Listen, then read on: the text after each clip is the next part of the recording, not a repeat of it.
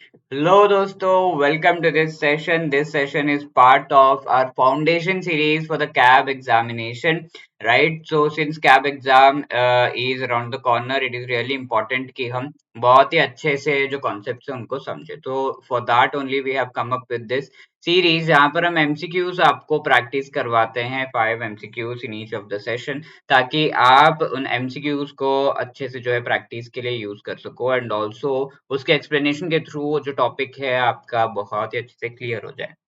Okay, so in this session we'll be discussing bank financial management module A के जो most important MCQs हैं and this is part 6 of the discussion and I would say the best way to use these sessions is to practice. कैसे practice आप कर सकते हो जैसे MCQ आपके सामने आता है तो you have to pause the video and answer it and then check कि आपका आंसर सही है या नहीं. Okay, before moving on let me remind you कि BRBL, ABFM के भी क्लासेस जो है कराए जाते हैं by Megha ma'am and Nishant sir. The days जो हैं वो यहाँ पे आपको दे दिए गए हैं मंडे एंड थर्सडे बीआरबीएल के, ट्यूसडे एंड फ्राइडे को एबीएफएम के by Megha ma'am and Nishant sir respectively and Wednesday and Saturday को बीएफएम के क्लासेस किए जाते हैं. 7 PM को आपको ये क्लासेस अवेलेबल होंगे.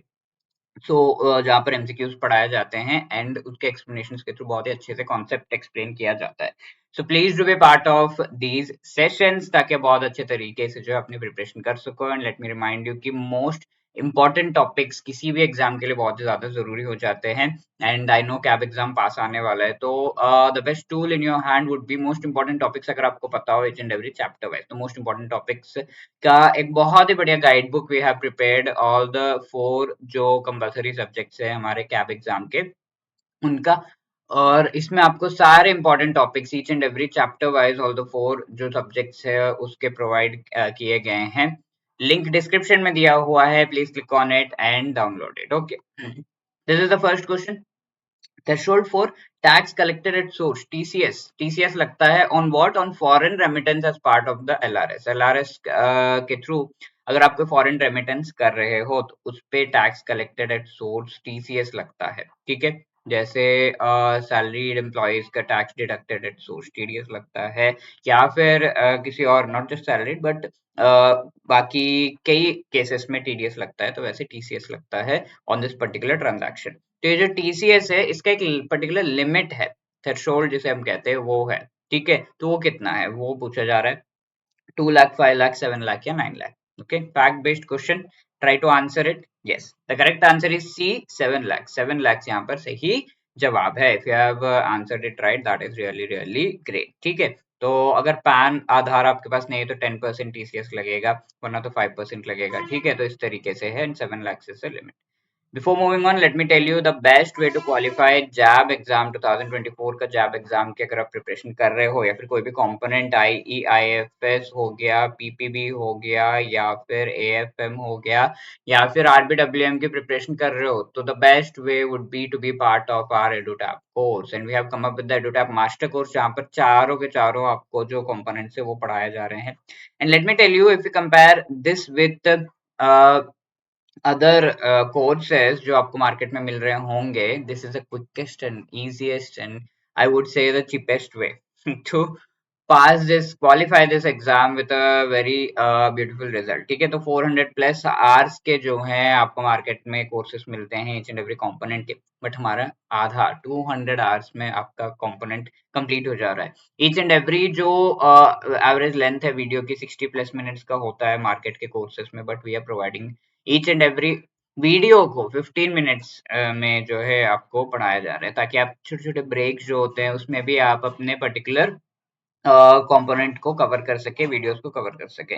We are providing questions here 14,000 plus questions आपको प्रोवाइड किए जा रहे हैं. प्रीवियस ईयर क्वेश्चंस भी आपको जो है along with beautiful explanations provide किए जा रहे हैं so that you can just understand कि पहले क्वेश्चंस कैसे आए थे, memory based questions obviously and then आगे किस तरीके से आ सकते हैं वो ट्रेंड भी आप देख सकते हो. कई बार ये क्वेश्चंस रिपीट हो जाते हैं राइट, तो it is really important to have a idea of the previous questions किस तरीके से आए थे. डेडिकेटेड जो है डिस्कशन फोरम जहां पर आप अपने डाउट्स पूछ सकते हो, मेंटोर से बात कर सकते हो, फोन कॉल ईमेल के थ्रू. ऑल्सो स्ट्रैटेजी सेशंस जो है लगा सकते हो जहां पर आपको स्ट्रैटेजी बताएंगे मेंटोर से कैसे कैसे आपको प्रिपेयर करना है. And yes, most importantly we are providing live classes also, ताकि बहुत अच्छे से इस कंपोनेंट को रिवाइज कर सको। ओके, तो the link for the course is given in the description, please to click on the link. Also अगर आप इसे अभी अवेल कर रहे हो तो जैप 75 का हमारा सॉरी कूपन कोड जो है लगा हुआ है, so you can use this coupon code and 75% का आपको ऑफ मिल रहा है on this particular course. Okay, so do not do not miss out on this chance. And yes, moving on to the second question, sorry. Which among the following is or other provisions needed to be adhered by the resident individual? Resident individual like me, like you, अगर आप LRS जो scheme है उसके under remittance कर रहे हो और ये मनी आप मूव कर रहे हो into the international financial service centre IFSC में, तो IFSC I hope you have an idea, Gujarat में जो है गिफ्ट सिटी बनी हुई है एंड वो गिफ्ट सिटी में आज के डेट में वी हैव IFSC, ठीक है, इंटरनेशनल फाइनेंशियल सर्विसेज सेंटर्स वहां पर आपको मिल जाएंगे। तो ये जो IFSCs है उसमें कई सारे आपको अलग अलग तरह के एंटिटीज वर्क करते हुए मिलेंगे जो कि mainly international products, international transaction से रिलेटेड डील करते हैं। एंड ये जो गिफ्ट सिटी है उसके अंदर मेन जो डीलिंग्स होती हैं वो फॉरेन एक्सचेंज रिलेटेड होती हैं, ठीक है, फॉरेन करेंसी की डीलिंग्स ही मेनली होती हैं। तो फॉरेन एक्सचेंज रिलेटेड डीलिंग्स आप यहाँ से जो है कोई इंटरनेशनल प्रोडक्ट्स को भी बाय कर सकते हो थ्रू दीज IFSC से, एक चैनल बन जाता है, एक मीडियम बन जाता है, राइट। तो वो अगर आप कर रहे हो and you are sending money तो वो एक रेमिटेंस कहलाएगा, क्योंकि ये मनी जा रहा है फॉरेन एक्सचेंज के रूप में, and yes that is called a remittance. तो ये जो रेमिटेंस है उससे रिलेटेड रेसिडेंट इंडिविजुअल्स को कौन से ऐसे रूल्स एंड रेगुलेशंस को जो है फॉलो करना होता है वो पूछा गया है, यहाँ पे रूल्स रेगुलेशंस दिए हुए हैं। Remittance shall be made only for making investment in IFSCs and securities other than those issued by entities, companies resident outside IFSC in India, ठीक है। तो यहाँ पर अगर हम देखें, अगर आप ये रेमिटेंस कर रहे हो तो यहाँ पर कई सारे एंटिटीज होते हैं जो कि इंडियन हैं एंड कई सारे फॉरेन भी होते हैं। तो फॉरेन एंटिटीज के में ही आप ये पैसे जो है भेज सकते हो, वो चीज यहाँ पे कही जा रही है। तो ये फॉरेन एंटिटीज को ही ये पैसे दे सकते हो, because mainly we are talking about moving the money जो कि LRS के थ्रू हो रहा है एंड ऑल्सो ये फॉरेन एक्सचेंज है। तो LRS के थ्रू, LRS के अंडर यही आएगा कि आप फॉरेनर्स को पैसे भेज रहे हो या फिर ट्रांजैक्शन कर रहे हो, तो फॉरेन एंटिटीज को खाली आप भेज सकते हो। तो फर्स्ट स्टेटमेंट इज करेक्ट।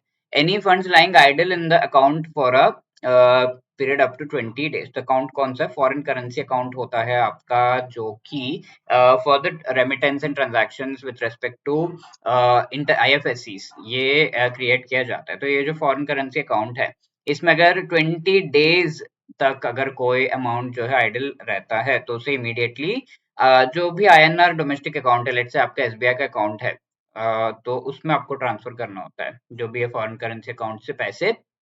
ज़्यादा दिन तक आप जो है उसमें आइडल नहीं छोड़ सकते, उसको इमीडिएटली ट्रांजैक्शन के लिए यूज़ करना है या फिर you have to transfer it immediately into your domestic account, ठीक है। तो कितने दिन है? It is not actually 20 days, it is 15 days, ठीक है। 15 डेज में ही you have to transfer it, so this statement is wrong. No domestic transaction are permissible to be settled with other residents through FCA held in IFSC, ठीक है। IFSC में let's say आप कोई और आपका दोस्त है तो उसको आप FCA के थ्रू जो है पैसे भेज रहे हो, तो नो, अदर रेसिडेंट्स के साथ कोई ट्रांजैक्शंस आप सेटल नहीं कर सकते FCA के थ्रू, ठीक है, क्योंकि फॉरेन करेंसी अकाउंट से फॉरेन एंटिटी से डील करने के लिए है mainly. Okay, so that can not be done. Yes, this statement is correct. तो 2 जैसे ही गलत हुआ वी डेफिनेटली नो कि ये तीनों तो गलत है and the correct answer is C. Okay, so C will be the right answer here. I hope that is clear. ये सारी चीजें यहाँ पे एक्सप्लेन कर दी गई हैं। Moving on to third question, which among the following statement is correct with respect to reporting requirements to be fulfilled by authorized dealer banks under LRS? ठीक है, LRS के अंडर रिपोर्टिंग रिक्वायरमेंट्स यानी कि RBI को and specific जो entities है उन्हें आपको रिपोर्ट करना होगा। आपको यानी कौन? ऑथराइज्ड डीलर्स को, ठीक है। ऑथराइज्ड डीलर्स कौन है? As we have an idea, these are the entities जिन्हें RBI under the FEMA act जो है सेलेक्ट करती है कि they can deal with respect to foreign exchange. For example SBI is a authorised dealer, ठीक है। तो यहाँ पर ये जो मूवमेंट ऑफ मनी हो रहा है एज पर LRS, उससे रिलेटेड रिपोर्टिंग करना होता है, राइट। तो कौन से ऐसे करेक्ट स्टेटमेंट्स यहाँ पे दिए हुए हैं with respect to reporting? Reporting यानी कि ऑथराइज्ड डीलर RBI को इन्फॉर्मेशन देगा, अच्छा हाँ ये हुआ ये हुआ ये किया आज मैंने, ठीक है, like a work report. Reporting of LRS by the authorized dealer banks is based on the declarations made by the resident individuals. ठीक है, पहले होता था ये कि रिपोर्टिंग जो है वो रेजिडेंट इंडिविजुअल्स ने जो जो डिक्लेरेशन किया कि हाँ ये ट्रांजैक्शन किए हैं हमने, तो वो सारे declarations authorised dealer note down करके वही चीज चीजें जो है बता देता है, राइट? तो दैट अभी ऐसा नहीं होता, अभी तो ऑथराइज सॉरी ऑथराइज्ड डीलर है वो खुद ही सारे के सारे ट्रांजैक्शंस का ट्रैक रखता है एंड बेस्ड अपॉन दैट, और ये ट्रैक पूरा रखा जाता है आरबीआई के गाइडलाइंस के बेसिस पर। पहले कोई गाइडलाइन नहीं था, जो भी डिक्लेरेशन जो भी चीजें इंडिविजुअल्स ने बता दी उसके हिसाब से कर दिया, बट अभी गाइडलाइंस है एलआरएस के अंडर, ये जो सारा ट्रैक रखा जा रहा है आरबीआई के गाइडलाइंस के बेसिस पर, उसी हिसाब से रिपोर्टिंग भी करनी होती है। ठीक है, सो this statement is not correct, one तो सही नहीं है, तो ये यहाँ पर जो है एलिमिनेट हो जाता है। Authorized dealers are required to upload daily transaction-wise information undertaken by them under the LRS. Yes, absolutely. Daily उन्हें information upload करना होता है and RBI को inform करना होता है कि क्या-क्या transaction LRS के अंदर हुआ है. 2 is correct. तो obviously we reach the right answer, that is A. ठीक है, no report is to be uploaded if there are no transactions on a particular business day. नहीं, अगर कोई ट्रांजैक्शन नहीं है फिर भी आपको नील रिपोर्ट जो है, एक रिपोर्ट डेफिनेटली अपलोड करना है कि कोई ट्रांजैक्शन नहीं हुआ, बताना होता है आरबीआई को फिर भी, right? Reporting is to be done even if there is no transaction with respect to LRS on a particular day. ठीक है, तो that is where third is wrong, ये एक रॉन्ग स्टेटमेंट है। 2 is the only correct statement here and so A is the right answer. Hope that is clear. Moving on to the next question, fourth question, which among the following statement is incorrect with respect to correspondent banking? Correspondent banking बहुत ही simple concept है ये। क्या होता है, एक bank SBI let's say यहाँ पर है and SBI wants to reach out in let's say Uganda. ठीक है, तो वहां पर रीच आउट अगर करना है तो वहां पर एसबीआई कैसे रीच आउट कर सकता है? SBI can go for a joint venture या फिर एक सब्सिडियरी वहां पर ओपन कर सकता है, एक रिप्रेजेंटेटिव ऑफिस ओपन कर सकता है, तो कुछ ना कुछ ओपन करना होगा, then it can reach. SBI can also contact the local bank जो भी युगांडा में है, अलग अलग बैंक्स होंगे, उन बैंक्स को कॉन्टैक्ट कर सकता है। तो जब ये कॉन्टैक्ट करता है एसबीआई उनसे और वहां पर ट्रांजैक्शंस करवाता है through them, that is called correspondent bank. ठीक है, all of these become correspondent banks for SBI. ठीक है, तो वो यहाँ पे इनकरेक्ट स्टेटमेंट पूछा जा रहा है इनसे रिलेटेड, तो सिंपल सा कॉन्सेप्ट है, correspondent banks act as facilitator, agent, rather intermediaries in facilitating a host of business relationship, obviously facilitator के रूप में act करते हैं, तो this is correct। incorrect पूछा गया है तो A will not be the answer। banks get access to the foreign market and serve their international clients through correspondent banks without having to open their own branches abroad। वहां पे branch नहीं open करके फिर भी वो foreign यहाँ पे Uganda में जो भी पीपल हैं, लेट्स से इंडियंस हैं वहां पे, तो उनको सर्व कर पा रहे थ्रू द करस्पॉन्डेंट बैंक्स। ठीक है, तो वो सारी डीलिंग्स उनकी होगी कैसे कैसे, but yes they are able to do that. Correspondent banking means a relationship and servicing of banking needs as agents without having account relationship. Even the accounts नहीं है, account relationship नहीं है, फिर भी they can serve people in the foreign countries. Yes, that is right. This system requires a bank to have a global network of branches. No, correspondent banking का main M ही है कि branch आपको खोलना ना पड़े उस कंट्री में, तो it requires global network of branches. No, it does not require a global network of branches, that would be a correct statement. So D is incorrect statement, D is the right answer, right? तो ये सारी चीजें यहाँ पे आपको बता दी गई हैं with respect to correspondent banking. Now a very interesting question, I hope ये थोड़ा सा कंफ्यूजिंग भी है एंड अगर आप इस क्वेश्चन को आंसर करते हो तो you will be very well versed with all of the kinds of accounts, and ये काफी सिंपल भी है, so you should try to answer this question. At least search करिए बुक में जाकर के कहाँ पर एक टॉपिक जो है दिया हुआ है and then read it once, तो आपको समझ में आएगा ये जो अकाउंट्स है उनसे related. Consider international banking consider करते हुए सिटी बैंक जो कि एक फॉरेन बैंक है, referring to a rupee account of American Express bank, again foreign bank है। ठीक है, maintain with SBI Mumbai. SBI जो मुंबई में है उसके पास अमेरिकन एक्सप्रेस बैंक का अकाउंट है, तो अमेरिकन एक्सप्रेस बैंक है, एसबीआई मुंबई में जो है यहाँ पर अपना अकाउंट इसने खोल रखा है। ठीक है, ये अकाउंट खोल रखा है एंड सिटी बैंक एक third party bank, third bank है जो कि इस पर्टिकुलर अकाउंट को का रेफरेंस दे रहा है। तो वो किस तरह का अकाउंट हो गया फॉर सिटी बैंक, ये वाला जो अकाउंट है that is which kind of account? Okay, is it nostro, vostro, loro या फिर मिरर अकाउंट? ठीक है, बहुत ही इंटरेस्टिंग टॉपिक है ये। Please try to go through and answer this question in the comment section for sure.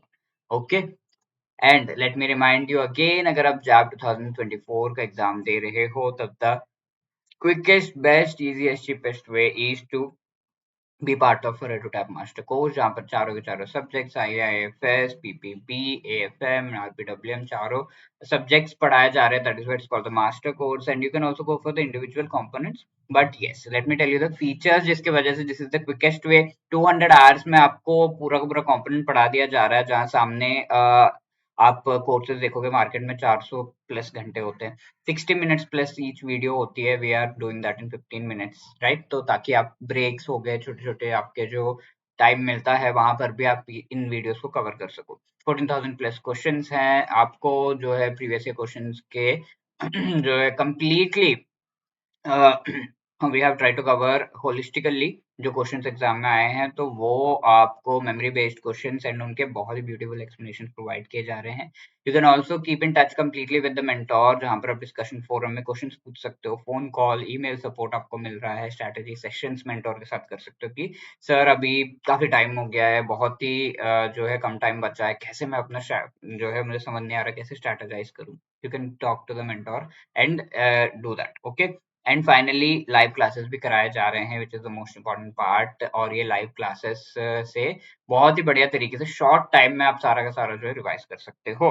Okay, so please do be part of this particular course। अब JAIIB 75 इस code का भी use कर सकते हो to get 75% off on the particular course value. Please do click on the link जो कि description में दिया हुआ है and don't forget we are always with you. Please let us know if you have any queries 8146207241 पे, and you can also drop a mail at hello@edutap.co.in। And अपने CAIIB exam की preparation को बहुत अच्छे से करना। And we have also come up with the guide book, जिसके through आप अपनी प्रिपरेशन को और एक अच्छे लेवल पे ले जा सकते हो। गाइड बुक में क्या क्या दिया हुआ है, मोस्ट इंपॉर्टेंट टॉपिक्स दिए हुए हैं, ठीक है? ईच एंड एवरी जो कंपल्सरी सब्जेक्ट्स है ऑफ कैब, उसके most important topics are going to help you a lot, कि बहुत ही अच्छे से आप जो है देख सको कि आप प्रिपेयर कर चुके हो ये टॉपिक या नहीं। And please do cover that topic, क्यों, because this is a well research guide book document जो कि हम आपके सामने लेकर आ रहे हैं। ओके, तो इन टॉपिक्स को अगर आपको देखना है, you have to download the PDF, जिसका लिंक आपको डिस्क्रिप्शन में दिया हुआ है। क्लिक करिए and then download the PDF. Guide book आपको मिल जाएगा, चारों सब्जेक्ट्स के मोस्ट इंपोर्टेंट टॉपिक्स वहां पर हैं। बहुत ही आराम से आप उनको जो है देख सकते हो and then you can read those topics. Okay, all the best for your preparation. Thank you.